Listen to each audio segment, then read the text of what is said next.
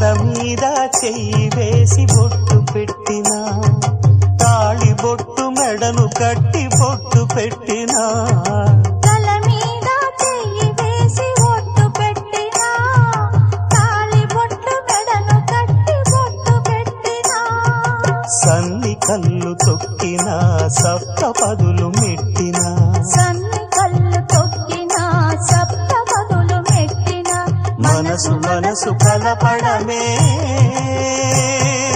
మంత్రం పరమార్థం.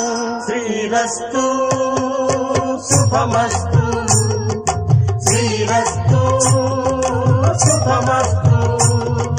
శ్రీకారం చుట్టుకుంది పెళ్లి పుస్తకం, ఇక ఆకారం దాచుతుంది కొత్త జీవితం.